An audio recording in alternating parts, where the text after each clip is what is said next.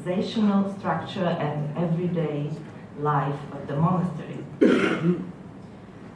As I'm not a specialist for Shenute, I'm quoting now some of the colleagues, what they said about the canons, and this, what I will say now is very important because I think the two other authors are following Apa Shenute. They are very strongly influenced by him.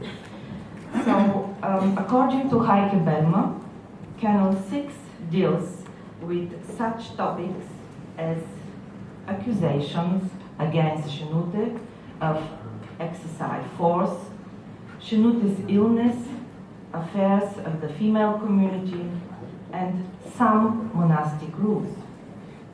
And Budors tells us that the themes mentioned in Canon 8 concern garments and sickness. She defines the predominant tone of Canon 8 as that of reproach, accusation, and threat. Bentley Layton pointed out that despite the fact that all canons of Shenute included more than 1,000 monastic rules, they do not actually consist of monastic rules. Rather, they consist mainly of monastic diatribe. Diatribe means angry speech. In Greek and in English is used as it. Also, a diatribe filled with reproach and warning directed to fellow monks and nuns.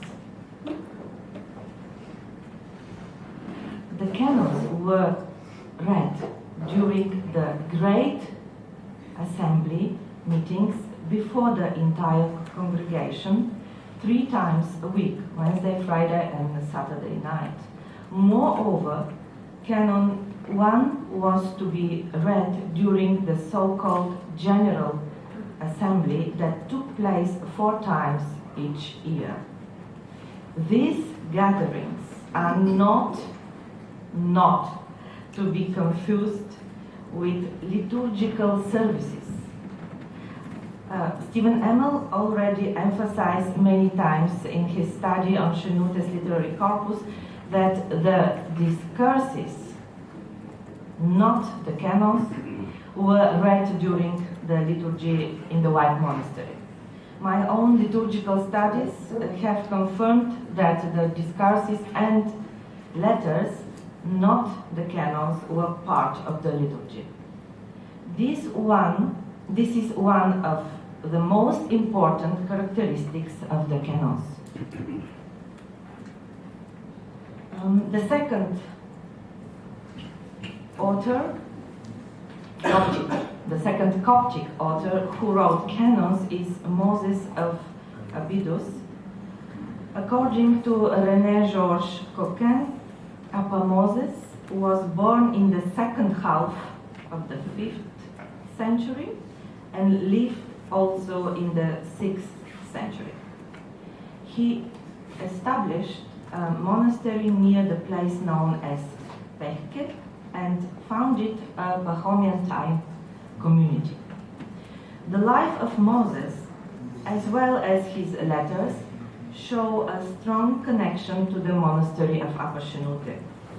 In the White Monastery, Moses of Abydos was commemorated on 25 Epic. In Julian calendar, it is 19 July. His commemoration occurs many times in the liturgical typicum of the White Monastery, in which he is called Moses, the Archimandrite of Ebot. And here I have for you some excerpts from the typica I'm working on, where the Moses is mentioned. The writings of Moses of Abydos, preserved to date, consist of 5 letters to nuns and 1 canon. In all, Moses is designated as Archimandrite. Here you can, we have the canon of the Moses Archimandrite. You can see this, I suppose, you know. But this is the best photo I have of this canon.